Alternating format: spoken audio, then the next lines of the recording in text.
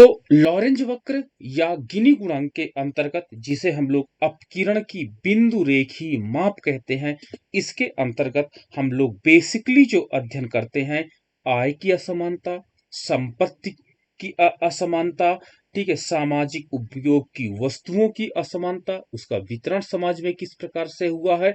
तो इन सारे पॉइंट्स पर हम लोग आज असमानता जैसा पॉइंट होता है इनइक्वलिटी, यानी जब दो वर्ग समूह के मध्य असमानता की गणना करते हैं तो उसे हम लोग जब गणना करने का जो तरीका होता है वो बिंदु रेखीय माप या लॉरेंज वक्र होता है। और जब इसका गुणांक, हमने क्या बताया था आपको कि गुणांक निकालना बहुत ही इंपॉर्टेंट होता है, तो जब लॉरेंज वक्र के आधार पर इसका गुणांक क्रिएट किया जाता है, कैलकुलेट किया जाता है, तो उसे हम लोग गिनी गुणांक की संख्या देते हैं। और गिनी गुणांक को जो कैलकुलेट किया गया है, इसका मान 0 से लेकर के 1 के मध्य होता है। 0 और 1 के मध्य पाए जाने का तात्पर्य होता है कि विषमता का रेंज क्या है। 0 मतलब 0, 0 का मतलब होता है 0 का मतलब 0% एंड 1 का मतलब होता है 100%। तो इन कुछ पॉइंट, विशेष पॉइंट्स पर आज हम लोग डिस्कशन करेंगे और विशेष पॉइंट पर डिस्कशन करने के बाद ग्राफिकल रिप्रेजेंटेशन करेंगे और ग्राफिकल रिप्रेजेंटेशन के अंतर्गत देखेंगे कि कैसे हम इसको मेजरमेंट करते हैं और कैसे इसको डायग्राम में प्लॉट करते हैं, डायग्राम बनाते हैं और डायग्राम को कैसे एक्सप्लेन करते हैं। कोई कुछ मेजर पॉइंट्स हो जाते हैं जो आज हम आपके साथ डिस्कस करने जा रहे हैं। तो आपके पास जो लॉरेंज वक्र होता है, लॉरेंज वक्र को आप लोग अपकिरण की बिंदु रेखीय माप भी कहते हो। अपकिरण की बिंदु रेखीय माप के नाम से ये जाना जाता है। बिंदु रेखीय माप मतलब ग्राफिकल मेथड ऑफ डिस्पर्शन के नाम से जाना जाता है कि ग्राफिकल, ये ग्राफिकल आपका रिप्रेजेंटेशन होता है, ग्राफिकल मेथड होता है,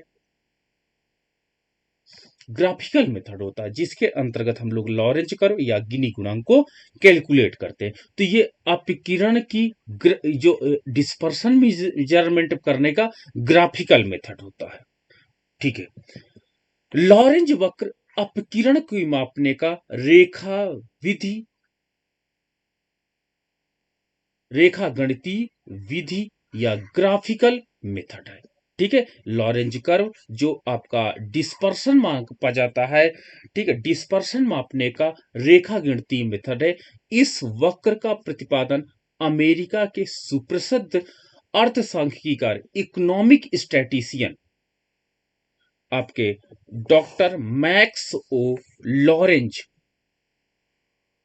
डॉक्टर मैक्स ओ लॉरेंज ने धन, वेल्थ, आय की विषमता का अध्ययन करने के लिए किया था। क्लियर है? तो ये आपका जो लॉरेंज वक्र है वो बेसिकली जो ग्राफिकल मेथड है जिसके माध्यम से हम इनइक्वलिटी को मेजरमेंट करेंगे और इनइक्वलिटी को मेजरमेंट करने के लिए ही इसको स्पेशली बनाया गया था।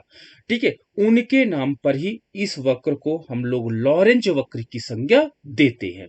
आजकल इस वक्र का प्रयोग हम लोग कहां पर करते हैं? इनकम इनइक्वलिटी मेजरमेंट करने के लिए, वेल्थ इनइक्वलिटी मेजरमेंट करने के लिए, आपका वेज इनइक्वलिटी मेजरमेंट करने के लिए कि समाज में जो भी एक काम के लिए जो मजदूरी दी जा रही है वो सबको बराबर दी जा रही है या बराबर नहीं दी जा रही है। पावर्टी मेजरमेंट करने के लिए जो पावर्टी है वो इक्वली पावर्टी है। जैसे आपने देखा ना, अमर्त्य सेन का हेड काउंट रेशियो था, हेड काउंट रेशियो के अंतर्गत समाज में गरीबी की गहनता पर इन्होंने बात किया कि गरीबी केवल गरीबी नहीं है, लेकिन कुछ उन गरीबों में से अधिक गरीब है और कुछ लोग उन गरीबों में से कम गरीब हैं। तो ये गरीबी की गहनता को मेजरमेंट करने के लिए भी इसको प्रयोग किया गया। लाभ को, समाज के सारे वर्गों को लाभ बराबर नहीं मिलता। आप देखिएगा, एक कंपनी में एक फर्म मैनेजर का जो आपका कंपनी के जो साहसी का लाभ होता है उसका रेशियो बिल्कुल डिफरेंस होता, और जो वहीं पर एक वर्कर होता उसका लाभ बिल्कुल डिफरेंस होता। तो जो आपका प्रॉफिट इनइक्वलिटी होता, प्रॉफिट इनइक्वलिटी को मेजरमेंट करने के लिए भी आप लॉरेंज वक्र का ही प्रयोग करते हैं। ठीक है, आपका पूंजी देखिएगा कुछ स्टेट्स हैं, कुछ लोगों के पास पूंजी ज्यादा अधिक होते हैं, पूंजी इंटेंसिव आपके पास कैपिटल ज्यादा होती है, कुछ स्टेट्स के पास, कुछ कंट्रीज के पास। उसको मेजरमेंट करने का एक अच्छा तरीका होता है आपके पास प्रोडक्शन, ठीक है, के वितरण आदि का अध्ययन करने के लिए लॉरेंज वक्र का प्रयोग किया जाता है। तो आपको ये क्लियर हो गया कि मैक्स ओ लॉरेंज जो अमेरिका के सुप्रसिद्ध इकोनॉमिक स्टैटिस्टिशियन थे, इन्होंने इसका निर्माण इसलिए मात्र किया था ताकि इसके अंतर्गत हम लोग इनइक्वलिटी को मेजरमेंट कर सके और एक उसे ग्राफिकल रिप्रेजेंटेशन कर सके। और ग्राफिकल रिप्रेजेंटेशन का एक खास बात होती है कि आपको बाई ऑब्जर्वेशन मेथड से, आपको देखने से ही पता चल जाता है, अवलोकन करने से पता चल जाता है कि इकोनॉमी में इनइक्वलिटी है या इनइक्वलिटी नहीं है। तो इस प्रकार के कई मेजर पॉइंट्स को ये इंडिकेट करता है लॉरेंज कर्व। लॉरेंज वक्र हम बात करते हैं तो क्या है, what is Lorenz curve? Lorenz वक्र समान वितरण रेखा से वास्तविक वितरण रेखा के विचलन का बिंदु है। That is very notable point. समान वितरण रेखा ये एक प्रकार से आइडियल कंडीशन होती है। आइडियल कंडीशन का मतलब होता है ऐसी कंडीशन होनी चाहिए, ठीक है, समाज में ऐसी कंडीशन होनी चाहिए, समान वितरण रेखा होना चाहिए। लेकिन एक्चुअल जो आपका डिस्ट्रीब्यूशन लाइन है, जो आपका डिस्पर्शन है, विचलन है, वो क्या है, उसको कंपैरेटिव स्टडी कराता है कौन? आपका लॉरेंज वक्र। तो लॉरेंज वक्र क्या कराएगा? आपका जो समान वितरण रेखा, एक समान वितरण रेखा उसमें ड्रा की जाती है, समान वितरण रेखा से वास्तविक वितरण रेखा के बीच विचलन कितना है, बीच अंतर कितना है। यदि इन दोनों के बीच में ये अंतर बहुत ज्यादा है तो हम कहेंगे इकोनॉमी में इनइक्वलिटी बहुत ज्यादा है। लेकिन अगर समान वितरण रेखा वास्तविक वितरण रेखा के बराबर हो जाती है तो हम कहेंगे इकोनॉमी में इनइक्वलिटी बिल्कुल नहीं है। तो ये हमारा जो लॉरेंज वक्र है, सबसे अच्छा डिफिनीशन अगर आपसे पूछा जाए क्या है, समान वितरण रेखा तथा वास्तविक वितरण विचलन के बीच डिफरेंस को मेजरमेंट करना लॉरेंज वक्र है, ठीक है, का बिंदु रेखीय माप है। लॉरेंज वक्र समान वितरण रेखा, लाइन ऑफ इक्वल डिस्ट्रीब्यूशन के पास जितना अधिक होगा, यानी जो समान वितरण रेखा के पास वास्तविक वितरण रेखा जितनी पास में होगी, अपकिरण की मात्रा उतनी कम होगी, इकोनॉमी में इनइक्वलिटी उतनी कम होगी, ठीक है। तो यानी अगर इन दोनों के बीच का डिफरेंस, समान वितरण का और वास्तविक वितरण के बीच का डिफरेंस बिल्कुल नहीं होगा तो हम क्या कहेंगे कि इकोनॉमी में इनइक्वलिटी बिल्कुल नहीं है। लेकिन अगर इन दोनों के बीच में अंतर है, दोनों लाइंस आपस में बहुत अधिक डिफरेंस रखती हैं, दूर दूर रहती है, तो हम कहेंगे इकोनॉमी में उतना अधिक अपकिरण की मात्रा है, अर्थात अर्थव्यवस्था में उतनी अधिक असमानताएं हैं। और अगर अपकिरण की मात्रा उतनी कम है, अर्थात वितरण में उतनी कम असमानताएं हैं, अगर इन दोनों के बीच का डिफरेंस ज्यादा नहीं है। इसके विपरीत यदि लॉरेंज वक्र में समान वितरण रेखा से जितना दूर होगा, कौन सा? वास्तविक वितरण रेखा। समान वितरण रेखा से वास्तविक वितरण रेखा जितनी दूर होगी, श्रेणी में अपकिरण की मात्रा भी उतनी ही अधिक होगी, ठीक है। यदि लॉरेंज वक्र समान वितरण रेखा पर पड़ता है, ठीक है, लॉरेंज वक्र समान वितरण रेखा पर पड़ता है, यानी जो आपके पास इक्वल है और उसी के ऊपर लॉरेंज वक्र आ जाता है, तो श्रेणी में अपकिरण बिल्कुल नहीं है, इनइक्वलिटी बिल्कुल नहीं माना जाएगा। अगर दोनों लाइन सेम हो जाती है, समान वितरण रेखा और वास्तविक वितरण रेखा अगर दोनों एक हो जाती है, तो हम कहेंगे इकोनॉमी में इनइक्वलिटी बिल्कुल नहीं पाई जाती है। दो लॉरेंज वक्रों में से जो वक्र समान वितरण रेखा के पास होगा, उस श्रेणी में दूसरे की अपेक्षा कम अपकिरण माना जाएगा। तो अब आपको क्लियर हो गया कि आपके पास इसमें एक रहेगी समान वितरण रेखा, समान वितरण रेखा, और दूसरी आपकी होगी वास्तविक वितरण रेखा।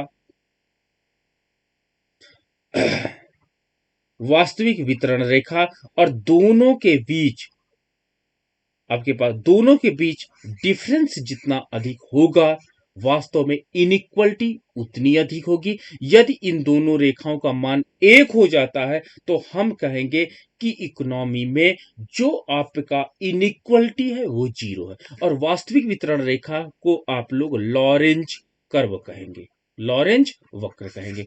किसको? वास्तविक वितरण रेखा को। और समान वितरण रेखा, ये इससे हम तुलना करेंगे, यहां से हम लोग कंपेयर करेंगे और वास्तविक वितरण रेखा का डिस्टेंस देखेंगे, दूरी देखेंगे, कितनी दूरी है, यानी लॉरेंज वक्र की दूरी को हम लोग मेजरमेंट करेंगे। तो ये आपके पास हो जाता है कि आपका जो लॉरेंज वक्र है वो इनइक्वलिटी को रिप्रेजेंट करता है और डिस्पर्शन को रिप्रेजेंट करता है। डिस्पर्शन का मान कितना कम है और कितना ज्यादा है इसको मेजरमेंट करता है। तो इस प्रकार हम क्या कह सकते हैं कि जो आपका लॉरेंज वक्र है, जो आपका लॉरेंज कर्व है, लॉरेंज वक्र है, वो असमानता को मेजरमेंट करता है, असमानता को मापता है। ठीक है। अपकिरण की मात्रा, अपकिरण की मात्रा जितनी अधिक होगी असमानता भी उतनी अधिक होगी, और अपकिरण की मात्रा जितनी कम होगी असमानता भी उतनी कम होगी। ठीक है। और इसके अंतर्गत प्रसरण वेरिएंस शून्य होता है। यदि क्या हो जाए कि इकोनॉमी में अगर प्रसरण का मान, वेरिएंस का मान यदि जीरो हो जाता है तो इकोनॉमी में असमानता का मान भी क्या हो जाएगा? जीरो हो जाएगा। तो इस प्रकार से ये जो हमारे पास इकोनॉमी में इनइक्वलिटी मापी जाती है वो वेरिएंस के अकॉर्डिंग मेजरमेंट की जाती है, प्रसरण के आधार पर मेजरमेंट की जाती है। अगर प्रसरण का मान जीरो है तो इनइक्वलिटी जीरो हो जाती है। तो इस प्रकार से लॉरेंज वक्र क्या होता है? ये सापेक्षिक माप को बताएगा, ये सापेक्षिक माप को बताएगा, यानी ये कंपैरेटिव मेजरमेंट करता, किसी ना किसी से कंपेयर करेगा। तो कंपेयर किससे करेगा? समान वितरण रेखा से कंपेयर करेगा। तो हमको पहला क्या प्लॉट करना होगा? समान वितरण रेखा प्लॉट करना होगा। जो आपके पास एक यूनिफॉर्मिटी लाइन होगी, एक रेखा होगी कि ऐसा इकोनॉमी में होना चाहिए समान वितरण रेखा, लेकिन वास्तव में कितना होता है, ये दोनों लाइन हमको खींचनी होंगी और इसको हमको इस दोनों के बीच में कंपेयर करना होगा। तो ये सापेक्षिक मेजरमेंट कहा जाता है। यहां से एक एमसीक्यू निकल करके आपका आ जाता कि जो लॉरेंज वक्र होता वो कौन सी मेजरमेंट को करता? निरपेक्ष माप को, की सापेक्ष माप को, कि दोनों माप को, कि दोनों माप को नहीं। तो आपको क्या आंसर होगा? सापेक्षिक माप को ये केवल करता है, निरपेक्ष माप को ये नहीं बताता है। क्लियर है? दूसरी चीज क्या होती है? अगर अपकिरण की मात्रा ज्यादा होगी तो इनइक्वलिटी क्या होगी? ज्यादा होगी कि कम होगी कि शून्य होगी कि इनमें से कोई नहीं? तो आप कहोगे इनइक्वलिटी ज्यादा होगी। यदि प्रसरण, ये आपका एक एमसीक्यू यहां पे बन जाता है, एक एमसीक्यू आपका यहां पर बन जाता है। यदि प्रसरण का मान शून्य है तो इनइक्वलिटी कितनी होगी? एक, जीरो, इनफाइनाइट, इनमें से कोई नहीं। तो आप कहोगे इनइक्वलिटी जीरो होगी। ठीक है। तो लॉरेंज वक्र क्या मेजरमेंट करता है? आपका मैं ऑप्शन दे दूं आपको, लॉरेंज वक्र क्या मापता है? तो आपको पहला दे दूं समानता, इक्वलिटी। दूसरा ऑप्शन आपको दे दूं असमानता। तीसरा ऑप्शन आपको दे दूं समानता एवं असमानता दोनों। और चौथा दे दूं कोई नहीं। तो आपका क्वेश्चन गलत हो जाता है यहीं पर। क्यों? क्योंकि हम लोग डीपली इसका मेजरमेंट नहीं करते कि लॉरेंज वक्र केवल इनइक्वलिटी मेजरमेंट करने के लिए लाया गया है, ना कि इक्वलिटी, ना कि इक्वलिटी। दैट इज, देखिए कितना माइनर डिफरेंस हो जाता और वहीं पर हमको प्रॉब्लम आ जाती है। क्लियर है? तो ये एक आपका पहला बन जाता है एमसीक्यू। तो इतने एमसीक्यूज मैंने देखा जो आज तक एग्जाम्स में आए, ये एमसीक्यूज आए, इन्हीं पॉइंट्स को मैंने आपके साथ स्पेशली डिस्कस किया। ठीक है। तो इस प्रकार ये चौथा एमसीक्यू आता है कि जो आपका लॉरेंज कर्व होता है, इससे हम लोग क्या क्या मेजरमेंट कर सकते हैं, क्या क्या हम इसको माप सकते हैं। तो इसके अंतर्गत जो इनकम इनइक्वलिटी मापी जा सकती, आय असमानता, समानता नहीं, आय असमानता, आपका इनकम इनइक्वलिटी इसके अंतर्गत मेजरमेंट की जाती है। वेल्थ इनइक्वलिटी, संपत्ति को आप मेजरमेंट कर सकते हो। इसके अंतर्गत सोशल गुड्स को, सामाजिक वस्तुओं को क्या जो वितरण होता है, सामाजिक वस्तुओं का जो वितरण होता है उसको आप मेजरमेंट कर सकते हो। तो ये इकोनॉमी में भी पूछा जाता है कि इसके अंतर्गत कौन कौन सी इनइक्वालिटी को आप मेजरमेंट कर सकते हो। तो इस प्रकार से ये असमानताओं के सामाजिक दृष्टिकोण के आधार पर इसको डेवलप किया गया है। और इनइक्वालिटी को मेजरमेंट करने के लिए बेसिकली इसको इनइक्वालिटी को मेजरमेंट करने के लिए इसको बेसिकली बनाया गया है। ठीक है। तो इस प्रकार जो हमारे पास लॉरेंज कर्व होता है, लॉरेंज कर्व इनइक्वालिटी को रिप्रेजेंट करता है। और इसके अंतर्गत आपके पास कंपेयर करने के लिए, क्योंकि ये सापेक्षिक अध्ययन को रिप्रेजेंट करेगा। जब सापेक्षिक अध्ययन को आपको बताएगा, सापेक्षिक अध्ययन को बताएगा, तो कोई ना कोई आपको दो वर्ग चाहिए मेजरमेंट करने के लिए। दो वर्गों के बीच मेजरमेंट करता है। दो देशों के मध्य ये मेजरमेंट करता है। ठीक है।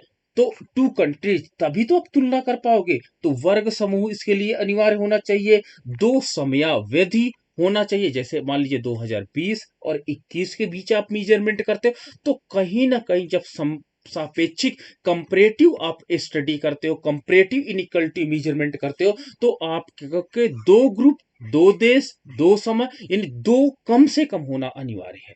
तभी आप मेजरमेंट संपन्न कर सकते हो। और इसके अंतर्गत हम लोग इकोनॉमिक्स में आर्थिक तत्वों का अध्ययन करते हैं। और आर्थिक तत्वों का मतलब होता है जो इकोनॉमिक आपके पास वेरिएबल होते हैं, जैसे आय, जैसे आपके पास धन आदि के स्वामित्व के केंद्रीकरण और विकेंद्रीकरण के विषय में आप लोग विचार करते हो। और इसके अंतर्गत हम लोग संचयी आवृत्तियों का वितरण ज्ञात करते हैं। ठीक है। आपके पास कुमुलेटिव फ्रीक्वेंसीज का हम लोग कैलकुलेशन करते हैं और उसके आधार पर इसको मेजरमेंट करने का हम लोग काम करते हैं। तो इसमें एक डायगोनल लाइन, जिसको आप लोग कर्ण रेखा कहते हो, कर्ण रेखा खींची जाती है, जिससे हम लोग तुलना करते हैं। और ये आपके पास होती है डायगोनल, आपके पास डायगोनल लाइन के नाम से जाना जाता है। इससे आप ये जो आपके पास कर्ण रेखा होती है, इससे हम लोग मेजरमेंट इसको करते हैं। ठीक है। तो कर्ण रेखा से हम इसको जब मेजरमेंट करते हैं, तो कर्ण रेखा के आधार पर इसको हम लोग मापते हैं। तो आइए देखते हैं कि कैसे हम लोग लॉरेंज वक्र को ड्रा करते हैं और उसको कैसे इंटरप्रेट करते हैं। इन पॉइंट्स पर आज हम लोग अध्ययन करते हैं।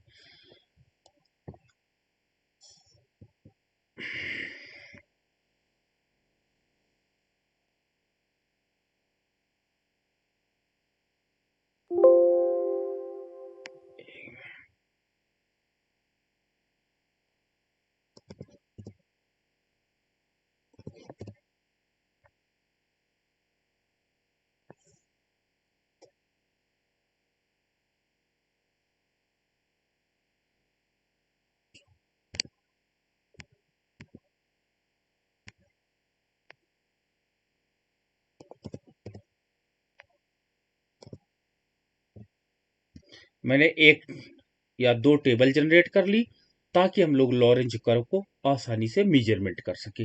और लॉरेंज कर्व को आसानी से मेजरमेंट करने के लिए मैंने ये दो टेबल जनरेट कर ली है। और इन दो टेबल्स में आप देख सकते हो कि कैसे हम लोग लॉरेंज कर्व को मेजरमेंट करेंगे और कैसे लॉरेंज कर्व को हम लोग प्लॉट करेंगे। इनके विषय में जानकारी इसके अंतर्गत हम लोग प्राप्त करेंगे।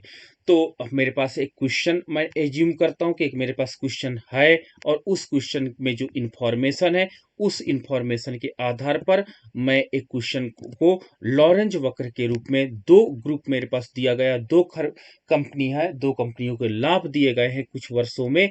तो उन कंपनियों के लाभ को मैं डिस्पर्सन के अंतर्गत मेजरमेंट करूंगा और इसके अंतर्गत मैं ये बताऊंगा कि कैसे इनके लाभ प्रभावित हुए हैं आने वाले समय में या वर्षों में। तो इनके आधार पर हम लोग इनइक्वलिटी को मेजरमेंट करेंगे।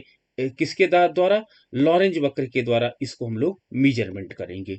तो मेरे पास जो कंपनी का लाभ दिया गया है, 2 वर्षों का लाभ दिया गया है, और उन 2 वर्षों के लाभ के आधार पर मैं देखो कैसे लॉरेंज वक्र ड्रा कर रहा हूं, कैसे इसको कैलकुलेशन किया जाता है, ताकि आपका कॉन्सेप्ट क्लियर रहे और उसको भी इसका क्या मायने होते हैं उसको हम लोग गणना करेंगे।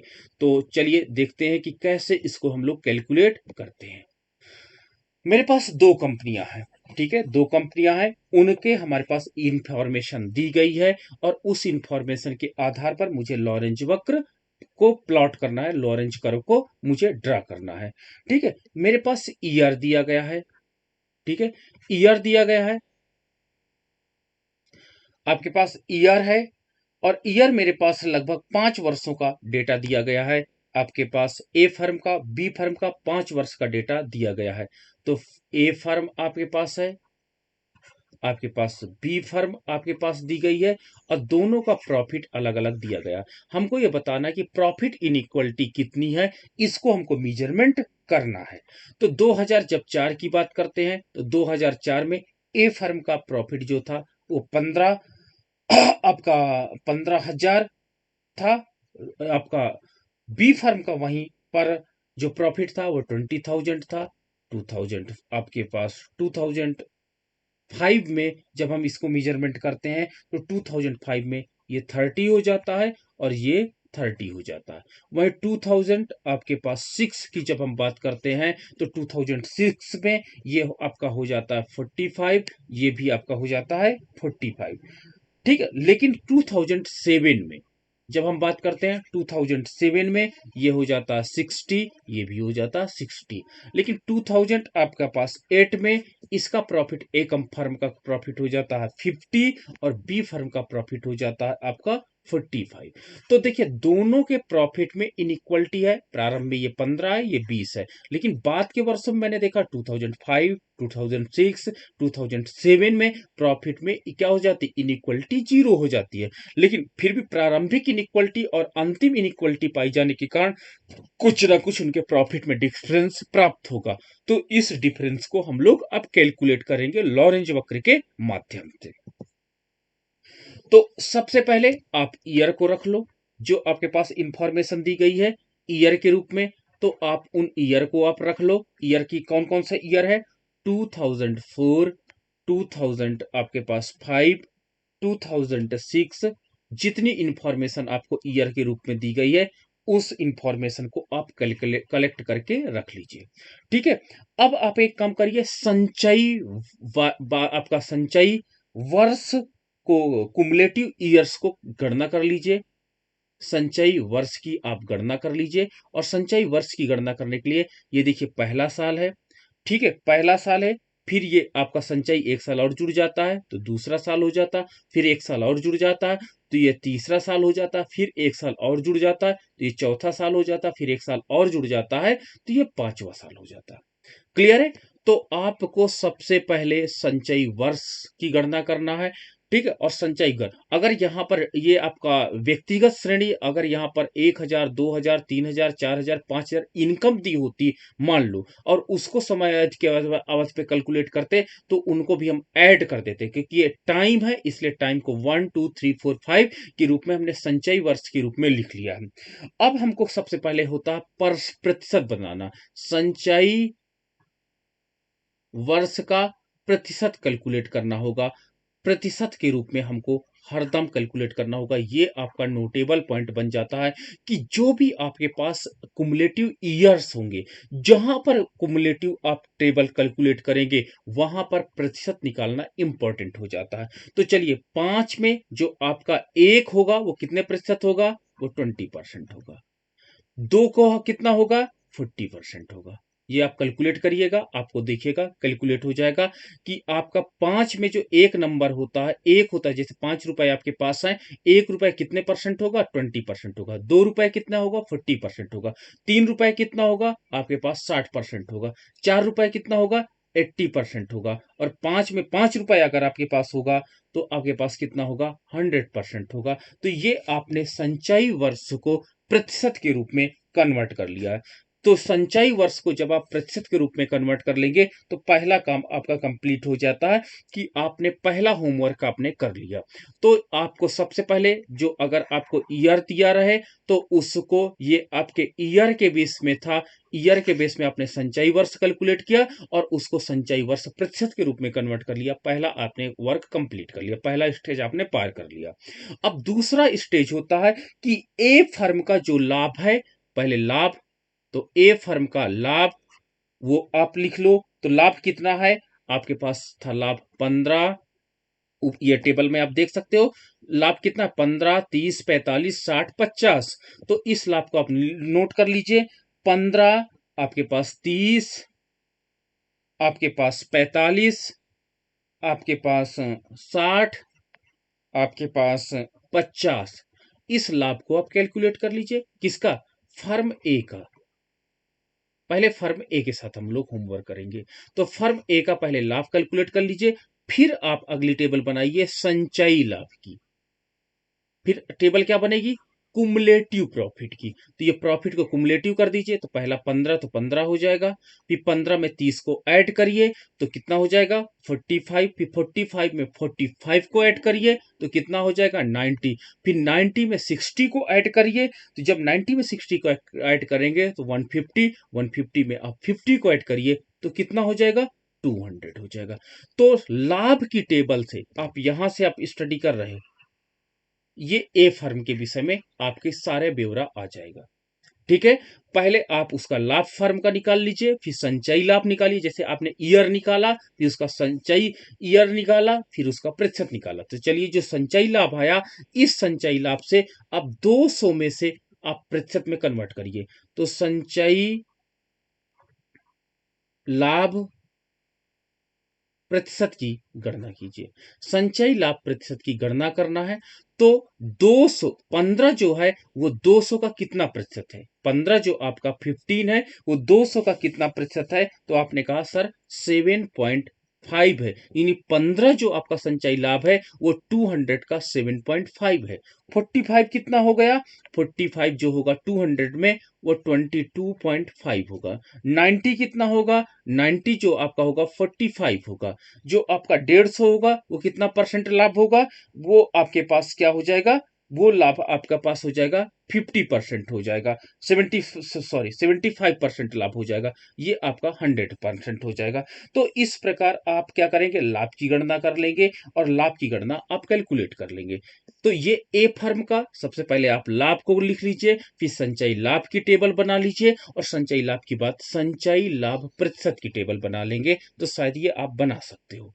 चलिए, अब हम बी फर्म के विषय में करेंगे। तो बी फर्म के विषय में जब आप करेंगे डिस्कशन, तो बी फर्म का सबसे पहले आप प्रॉफिट, ठीक है, सबसे पहले आप बी फर्म का प्रॉफिट, ए फर्म का जैसे प्रॉफिट था उसी तरह बी फर्म का भी प्रॉफिट होगा। बी फर्म का आप प्रॉफिट कैलकुलेट कर लीजिए। तो बी फर्म का प्रॉफिट आपके पास दिया है, दैट इज 20।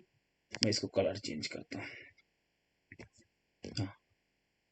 बी फर्म का आपका प्रॉफिट है that is 20, that is 30, that is 45, that is 60 and that is 45।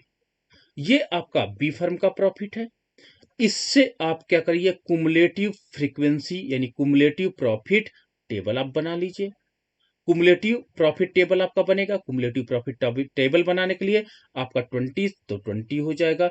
20 में 30 को ऐड कर देंगे तो 50 हो जाएगा। 50 में 45 को आप ऐड कर देंगे तो कितना आपके पास हो जाएगा, 95 हो जाएगा। 95 में 60 को ऐड कर देंगे तो 1 आपके पास 55 हो जाएगा। 155 में इसको आप प्लस कर देंगे तो कितना हो जाएगा, 240।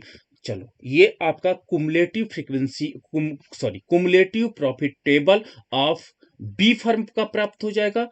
ये आपका बी फर्म की यहां से मैं स्टडी करना हूं। और इसके बाद आप कुमुलेटिव प्रॉफिट परसेंटेज आप कैलकुलेट कर लीजिए। ठीक है, कुमुलेटिव प्रॉफिट परसेंटेज को कन्वर्ट कर लीजिए।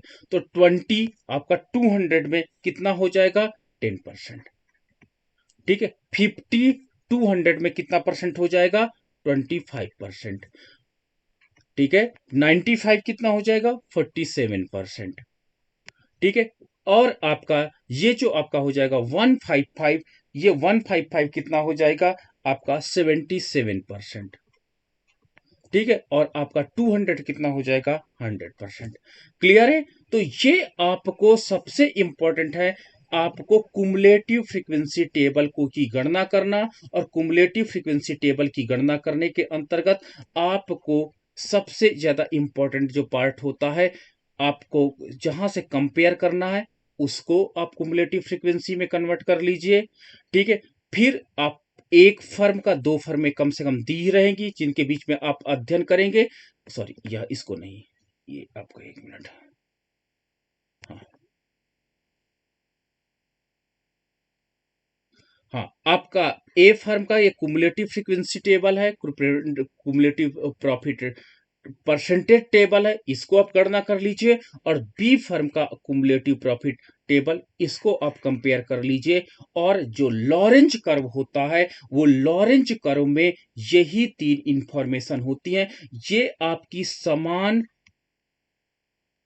वितरण को रिप्रेजेंट करेगा, समान वितरण का। ठीक है, समान वितरण को इससे आप तुलना करेंगे संचयी वर्ष प्रतिशत के अंतर्गत, कि ये आपका तुलनात्मक होगा ए फर्म इस समान वितरण से, जो वास्तविक वितरण है, इसको समान को आपका क्या कहेंगे, जो होना चाहिए वो वितरण है, जो आपने यहां पर मैंने आपको स्टडी कराया था, समान वितरण रेखा। ये समान वितरण रेखा है, और ये वास्तविक वितरण रेखा दो फर्मों की होंगी, और दो, ये तो समान वितरण रेखा आप यहां से ड्रा कर लेंगे। और आपका ए फर्म का वास्तविक वितरण रेखा है, आपका वितरण रेखा आप यहां से प्लॉट कर लोगे। और बी फर्म का, जो आपका बी फर्म है, इसका वास्तविक वितरण रेखा। अब देखिएगा कि क्या समान वितरण रेखा से कितनी दूरी ए फर्म का वास्तविक वितरण रेखा जो यहां से प्लॉट करेंगे वो है, और बी फर्म का कितना है। और इनके दोनों के आधार पर अगर ये प्रतिशत 20 जो है, देखिए यहां पर आप 20 देख रहे हो, अगर यहां पर किसी इस फर्म का भी 20 हो जाता और ये इसका भी हो जाता, तो हम कहते इनइक्वलिटी नहीं है, इनइक्वलिटी नहीं है। क्योंकि 20 अगर होता, 20 होना चाहिए, लेकिन इसमें 7.5 है, और इसमें कितना है, 10% है। तो आप देख सकते हो कि किस फर्म में, ए फर्म में इनइक्वलिटी कम है, जबकि बी फर्म में प्रॉफिट इनइक्वलिटी ज्यादा है, क्योंकि इसका मान 10 है। क्लियर है? चलो, यहां पर 40 है 40। तो जब इस 40 को आप यहां पे क्या करोगे, होना कितना चाहिए, 40। ठीक है, प्रॉफिट कितना होना चाहिए, 40, लेकिन हो कितना रहा है, 22। और इसमें कितना हो रहा है, 25। तो आप क्या कहोगे कि आपके पास इनइक्वलिटी जो संचय परसेंट है, वो वास्तव में क्या होता है, डिफरेंस कितना है। डिफरेंस आप देख सकते हो कि ए फर्म के पास कम है और बी फर्म के पास ज्यादा है। इसी प्रकार ये 60 है, तो ये 45 है, होना चाहिए 60%, ये 45 है, और यहाँ पे 47 है। तो देखिए दोनों फर्मों के प्रॉफिट में इनइक्वलिटी आपको दिखाई पड़ता, होना 60 चाहिए, ए फर्म के पास 45 है, बी फर्म के पास 47 है। तो इस प्रकार दोनों में अंतर पाया गया, तो इसमें आपका इनइक्वलिटी कम है, बी फर्म में इनइक्वलिटी, प्रॉफिट इनइक्वलिटी ज्यादा पाई गई। इसी प्रकार 80 होना चाहिए, ये कंपेयर, ये समान वितरण रेखा 80 होना चाहिए, लेकिन इस फर्म के पास 75 है, इसमें 77 है, इनइक्वलिटी फिर से पाई गई। ठीक है, और ये 100 है, यहां पर 100 है। और आपका लास्ट में देखिए 2008 में ऐसा कुछ नहीं है, अर्थात तीनों जगह पर इनइक्वलिटी समाप्त हो जाती है। तो यहां पर देखिए 100, यहां पर भी 100, और यहां पर भी 100 हो जाता, तो इनइक्वलिटी 2008 में प्रॉफिट इनइक्वलिटी समाप्त हो जाती है। तो इस प्रकार आप गणना कर सकते हो। तो क्लियर है? अब आपको कैसे निकालना है, चलो इसको मैं प्लॉट करता हूं। जब मैं प्लॉट इसका करता हूं, तो प्लॉटेशन में मुझे ऐसा कुछ डायग्राम प्लॉट होगा।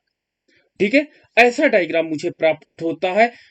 और ये डायग्राम में आप देखिएगा, जो हमारे पास ये आधार अक्ष लंब अक्ष को मत लीजिएगा, क्योंकि मैंने कहीं से ये इसको मैंने गूगल से लिया है, तो आपको समझा सकूं जिसे। ये आपका समान वितरण रेखा है, कौन, ये समान वितरण आपके पास रेखा है। यानी अगर इस पे आप रहोगे तो परफेक्ट इक्वलिटी रहेगी। ये परफेक्ट इक्वलिटी लाइन है जो डॉटेड ब्लैक के रूप में आपको दिखाई पड़ रही है। ठीक है, ये फर्म ए का जो ब्लू है ये फर्म ए का रिप्रेजेंट कर रहा है। फर्म ए का प्रॉफिट इनइक्वलिटी डिस्ट्रीब्यूशन है, जो देखिए यहां से इतनी दूरी है, यानी इनइक्वलिटी पाई गई, प्रॉफिट इनइक्वलिटी है क्योंकि यहां से जो आपका समान वितरण रेखा है, समान वितरण रेखा से इसकी दूरी पाई गई है। ठीक है, लेकिन बी फर्म बी का जो आपका प्रॉफिट इनइक्वलिटी है, फर्म बी का जो प्रॉफिट है वो इनइक्वलिटी आपके पास कितनी ज्यादा दूरी है। तो परफेक्ट इक्वलिटी रेखा से जिसकी दूरी ज्यादा होगी, जैसे फर्म बी की दूरी ज्यादा है तो फर्म बी में प्रॉफिट इनइक्वलिटी ज्यादा है, जबकि फर्म ए में प्रॉफिट इनइक्वलिटी कम पाई जाती है। ये आपका आधार अक्ष में और लंब अक्ष में इसको आप नहीं कैलकुलेट करोगे। ठीक है, तो ये आपके पास पॉइंट्स दिया हुआ है और इसके आधार पर आप निकाल सकते हो। अब यहां पर आप परसेंटेज ऑफ प्रॉफिट यहां पे नोट करोगे और यहां पर आपके पास परसेंटेज ऑफ ईयर है, परसेंटेज ऑफ ईयर की गणना आप आधार अक्ष पे करोगे। तो इस प्रकार आप देख सकते हो। और अगर ये लाइन स्ट्रेच करके खींच करके हम यहां पे ले आते हैं तो ये आपका फिजिबल इक्वलिटी है और ये आपके पास एक्चुअल इनकम डिस्ट्रीब्यूशन है, इसको इनकम ना कह के प्रॉफिट डिस्ट्रीब्यूशन है। ठीक है, प्रॉफिट डिस्ट्रीब्यूशन है। तो आप देख सकते हैं कि अगर इस लाइन के आप ऊपर रहते, तो इस लाइन के अगर आप ऊपर रहते तो हम क्या कहते कि इनइक्वलिटी इकोनॉमी में नहीं पाई गई है, लेकिन इससे इसकी दूरी जो ब्लू है फर्म ए की है उसमें प्रॉफिट इनइक्वलिटी है, लेकिन उससे ज्यादा दूरी रेड है यानी फर्म बी की है, अर्थात उसमें इनइक्वलिटी ज्यादा पाई गई। तो इस प्रकार से हम लोग लॉरेंज कर्व, ये लॉरेंज वक्र आपका ए फर्म का है, ये आपका लॉरेंज कर्व एलसी आपका फर्म ए का है, ये आपका एलसी फर्म बी का है। तो दोनों लॉरेंज कर्व को हम लोग प्लॉट कर सकते हैं, दोनों लॉरेंज कर्व को हम लोग ड्रा कर सकते हैं। तो लॉरेंज कर्व को हम के माध्यम से देखिए स्पष्ट रूप से ग्राफिकल रूप से पता चल रहा है कि ए फर्म में इनइक्वलिटी कम है, प्रॉफिट इनइक्वलिटी, और बी फर्म में प्रॉफिट इनइक्वलिटी ज्यादा पाई गई है, आपको दिखाई पड़ रहा है। इसलिए इसको लॉरेंज कर्व बहुत इजीली समझा देता है, जबकि टेबल से आपको जो टेबल है इससे उतना क्लियर नहीं हो पाता। ठीक है, इसमें जो स्टैटिस्टिशियन होते हैं वही बता सकते हैं कि इसमें इनइक्वलिटी कैसी है, लेकिन इसमें देखिए उतना अधिक स्पष्ट नहीं, स्पष्ट तो है लेकिन उतना अधिक क्लियर नहीं है जितना हम लोग यहां पर देख करके बता देते हैं कि देखिए आपका जो ब्लू लाइन है that is representing the profit inequality of the A firm and B firm का जो रेड पोर्शन है वो आपके परफेक्ट इक्वलिटी जो ब्लैक डॉटेड लाइन है उससे कितना दूर है। तो इस प्रकार से हम कैलकुलेट कर सकते हैं। तो ये आपका हुआ लॉरेंज कर्व, और लॉरेंज कर्व के आधार पर जो लॉरेंज वक्र ये रेखा होती है, ये जो आपके पास इक्वलिटी लाइन होती है, जो ब्लैक डॉटेड लाइन होती है, ये 45 डिग्री की होती है। ये पॉइंट नोट रखिएगा, एक बार पूछ लिया गया था कि इसके एंगल का मान कितना होता है, तो इस एंगल का मान आपका 45 डिग्री पाया जाता है। तो इस प्रकार से आपको इक्वलिटी निकल आती है। ठीक है, इक्वलिटी एंड इनइक्वलिटी के बीच में आप कंपेयर कर सकते हैं। तो आपका ये क्लियर हो गया होगा। चलिए अब हम लोग बात करते हैं किसको लेकर के, गिनी गुणांक को लेकर के बात करते हैं। जो गिनी गुणांक होता है, ये देखिए अभी आपको मैंने दिखाया है ये डायग्राम। ठीक है, डायग्राम अभी आपने देखा। चलिए, लॉरेंज वक्र को वर्ष 1906 में मैक्स ओ लॉरेंज ने विकसित किया था। यहां पर एमसीक्यू एक यहां बन जाता है, यहां पर एक एमसीक्यू बन जाता है कि किस ईयर में। इन्हीं के नाम पर इसे लॉरेंज वक्र का नाम दिया जाता है। दूसरा आपका आता है गिनी गुणांक। गिनी गुणांक जो होता है कॉफिशिएंट की जो गणना होती है वो लॉरेंज वक्र के आधार पर ही कैलकुलेट किया जाता है। और गिनी गुणांक को वर्ष 1912 में इटालियन सांख्यविद कोरेडो गिनी ने डेवलप किया था। ये दूसरा एमसीक्यू आपका इंपॉर्टेंट एमसीक्यू यहां पे जनरेट हो जाता है। ठीक है, तो दोनों की डेट आप याद रखिएगा थोड़ा सा। ये जो लॉरेंज वक्र के वर्ष है इसमें काफी अधिक क्या होता है, मैंने देखा असहमत स्टैटिस्टिशियन का है। हर बुक में अलग अलग आंसर है, तो इसको आपका ये होमवर्क है कि आप इसको 1906 वैसे मेरे उसमें अनुसार 1906 आपका करेक्ट आंसर है, बट इसमें काफी अधिक विवाद है, तो ये आपका होमवर्क है कि आप इसको देखिएगा। ठीक है, लेकिन मेरे हिसाब से मैंने अप्रोप्रिएट आपका जो डेटा है वो लेकर के आया हूं। और कोरेडो गिनी ने लॉरेंज कर्व के आधार पर 1912 में, देखिए 6 साल के बाद आपका कोरेडो ने गिनी गुणांक को डेवलप किया था। ये गुणांक कौन सा गिनी गुणांक आय के वितरण की विषमता की माप का सबसे प्रचलित विधि है, जो आय के प्रत्येक युग्म के बीच आय अंतर की माप करता है। लॉरेंज कर्व ये वास्तविक लॉरेंज कर्व वक्र तथा निरपेक्ष रेखा के बीच का क्षेत्रफल जो आपका गिनी गुणांक होता है ये कैलकुलेट करता है तथा निरपेक्ष समानता के नीचे के संपूर्ण क्षेत्र के बीच अनुपात को प्रदर्शित करता है। तो इसमें shaded area, non shaded area के आधार पर इसकी गणना की जाती है। मैं आगे अभी आपको बताता हूं। गिनी गुणांक का अधिकतम मूल्य, ये एक एमसीक्यू आपका बन जाता। गिनी गुणांक का मैक्सिमम वैल्यू कितनी हो सकती है? 1। गिनी गुणांक का जब 1 को आप प्रतिशत में कन्वर्ट कर दोगे तो कितना हो जाएगा? एक इसमें देखो मिनिमम वैल्यू आपकी 0 होती है, जब प्रतिशत में कन्वर्ट करोगे तो 0%। इसकी मैक्सिमम वैल्यू 1 होती है, अगर आप इसको परसेंट में कन्वर्ट करोगे तो 100%। यानी 0% से लेकर के 100% के बीच रिप्रेजेंट करता है, बट इस सूचकांक का मान 0 और 1 के बीच में ही प्राप्त होता है। ये एक आपका बहुत इंपॉर्टेंट आपका नोटेबल पॉइंट बन जाता है कि जो आपका 0 एंड 1 होता है, जो इसका शून्य मूल्य और 1 मूल्य होता है, तो इसे हम लोग क्या होते हैं, ये गिनी गुणांक का मान है। और गिनी गुणांक को यदि 100 से गुणा कर दिया जाए तो हमें गिनी सूचकांक प्राप्त हो जाएगा। गिनी गुणांक और गिनी सूचकांक बहुत बेसिक डिफरेंस टर्मोलॉजी है, यूज करना, संभल कर यूज करना। गिनी गुणांक का मान जो आपका गिनी गुणांक का मान होता है वो 0 से लेकर के 1 के बीच होता है। गिनी गुणांक का मान, गिनी कोफिशिएंट का मान, और गिनी सूचकांक का मान जो होता है वो गिनी सूचकांक, वर्ड याद रखना, गिनी इंडेक्स जो होता है वो 0% से लेकर के 100% के मध्य होता है। That is very notable point है। ठीक है, यहां पर कंफ्यूजन आप मत क्रिएट करना। अब देखिए इसमें गिनी गुणांक को जब हम लोग कैलकुलेट करते हैं तो ये जो आपके पास लाइन है ये इक्वलिटी लाइन है। ठीक है, ये इक्वलिटी लाइन है जो आपके पास डॉटेड ब्लू है। और एक ये देखिए लॉरेंज वक्र है, ये आपका पास लॉरेंज है, ये लॉरेंज वक्र है। और ये आपके पास क्या होती है? समानता रेखा है। ठीक है, जो वास्तविक वितरण रेखा इसको हम कहते हैं ना, वास्तविक सॉरी नहीं, समान वितरण रेखा, समान वितरण रेखा। ये लॉरेंज जो है वास्तविक वितरण रेखा है। तो इसके अंतर्गत देखिए जो एक आपका शेडेड एरिया बना है, ये ब्लू कलर से आप देख रहे हो शेडेड एरिया, ये शेडेड एरिया जो आपका है इसको ढका क्षेत्र कहते हैं। ठीक है, तो गिनी गुणांक जब भी आप कैलकुलेट करोगे, फार्मूला देखिए, गिनी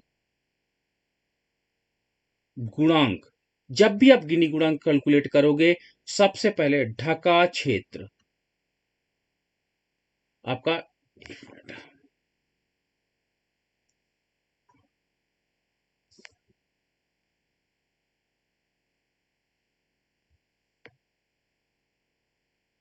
ढका क्षेत्र जो लाइट ब्लू आप यहां से देख सकते हो, ढका क्षेत्र अपॉन त्रिभुज का क्षेत्र, त्रिभुज का क्षेत्र। ठीक है, इसके आधार पर आप गिनी गुणांक की गणना करोगे। तो ढका क्षेत्र, ये देखिए आपका लाइट ब्लू जो आपका ये ब्लू पार्ट है ये ढका क्षेत्र है। इस एरिया को आप निकाल दो, यहां पे मान रख दो। और त्रिभुज का क्षेत्र, ट्रायंगल आपका, ट्रायंगल देखिए ये ट्रायंगल बन रहा है यहां पर, इसका नाम मैंने ए रख दिया, ये पॉइंट, ये यहां पर मैंने इसका पॉइंट बी रख दिया, और इसका पॉइंट मैंने सी रख दिया। तो ये त्रिभुज जो आपका एरिया है, ये त्रिभुज का एरिया जो आपका होगा वो त्रिभुज का एरिया क्या हो जाएगा, इसको आपको क्या करना है, यहां से डिवाइड कर देना है। ठीक है, तो गिनी गुणांक का मान आपको निकल आएगा। ठीक है, इस अब इस फार्मूले से आप देखिए ढका क्षेत्र का मान यदि कम होगा, यदि ढका क्षेत्र का मान कम होगा, त्रिभुज का मान ज्यादा होगा, तो गिनी गुणांक 0 के आसपास आंसर ज्यादा आएगा। ठीक है। अगर इस ब्लू शेडेड एरिया का मान कम होता चला जाएगा तो हम लोग जीरो के पास ज्यादा आएंगे। देखो आपका दो मेजरमेंट होते हैं, 0 और 1 गिनी गुणांक के अंतर्गत। अगर आपका ये जो ब्लू शेडेड पार्ट है इसका मान कम हो जाता है, ये मान लो मैं यहां पर हूं, तो हम लोग जीरो की तरफ अग्रसर होंगे। और जीरो की तरफ अग्रसर होने का तात्पर्य क्या होता है कि आपका जो इनइक्वलिटी होती है वो कम होती चली जाएगी। अगर मेरा मान जीरो के आसपास जाता है तो इकोनॉमी में इनइक्वलिटी कम है। और अगर इस जो ये शेडेड एरिया है इसका मान बढ़ता चला जाए और बढ़ता चला जाए तो हम 1 के पास जाना चालू कर देंगे। और 1 के पास जाने का मतलब होता है इनइक्वलिटी आपकी इकोनॉमी में ज्यादा आ गई है। और अगर आप हम 1 पर आ जाते हैं तो आप क्या कहोगे, 100% इनइक्वलिटी इकोनॉमी में है। और अगर मैं इकोनॉमी में जीरो पे आ जाऊं तो क्या कहूंगा कि 0% इकोनॉमी में इनइक्वलिटी है। गवर्नमेंट का टारगेट होता है 0% पे आना, और इकोनॉमी में बढ़ती क्या जाती है, 1 की तरफ हम लोग बढ़ते चले जा रहे हैं। ठीक है। तो इस प्रकार से आप गिनी गुणांक से हम लोग coefficient, Guinea coefficient and Gini index आप कन्वर्ट कर लीजिए। गिनी कोफिशिएंट एंड गिनी इंडेक्स आप कन्वर्ट कर लीजिए। और आप देख सकते हो कि ये आपके पास एक लास्ट रिपोर्ट आ जाती है। और लास्ट रिपोर्ट क्या है आपके पास कि हालांकि हालांकि भारत जब तक मानव विकास के मोर्चे पर अपनी धाक नहीं जमा सका, आज ह्यूमन डेवलपमेंट इंडेक्स में हमारी स्थिति उतनी अच्छी नहीं है। ठीक है, जमा पाएगा, धाक नहीं जमा पाएगा जब तक कि इकोनॉमिक इनइक्वलिटी नहीं हमारे यहां समाप्त होगी। तो भारत को अगर एचडीआई इंडेक्स में अपना नाम कमाना है, अपनी धाक को जमाना है, तो हमें आपको आपका जो भारत में असमान समाज है, असमान वितरण वाला समाज है जहां पर इनइक्वलिटी बहुत अधिक बनी होगी, वैसे इसको समाप्त करना होगा। भारत में आय विषमता, जो इनकम इनइक्वलिटी, इनकम आपके पास है, वो गिनी सूचकांक प्रेजेंट टाइम में, सूचकांक गुणांक, सॉरी गुणांक वर्ड लिखा है यहाँ पे, गिनी सूचकांक लिखना चाहिए। ठीक है। गिनी सूचकांक का मान 35% है, मतलब इसका मान 0.35 रहा होगा। तो इस प्रतिशत है। इसके बावजूद चीन में जो इक्वलिटी है वो कितने परसेंट है, 0.42% है। तो आप देख सकते हो कि चाइना में इनइक्वलिटी ज्यादा है और भारत में इनइक्वलिटी कम है, क्योंकि भारत में गिनी गुणांक का मान कम है। इस प्रकार से थोड़ा सा एक संतोषप्रद हमारे पास स्थिति प्राप्त हो जाती है। और संतोषप्रद स्थिति का मतलब ये होता है कि हम लोग मच बेटर कंडीशन में भारत में हैं, जो हमारे लिए एक राहत की बात है। और गिनी गुणांक का ये जो डेटा मैं यूज कर रहा हूं आपको 2020 का है, ज्यादा पुराना नहीं है। 2020 में गिनी गुणांक कोएफिशिएंट का मान ये है 0.35, जिसको सूचकांक में कन्वर्ट कर दिया गया है 35%। तो ये भारत में इनइक्वलिटी पाई गई है, इनइक्वलिटी काफी कम हुई है।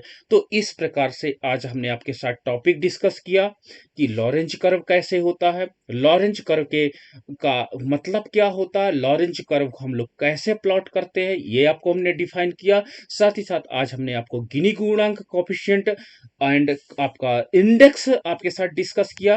तो ये टॉपिक आपका समाप्त हो जाता है। अब आपके प्रश्न होंगे।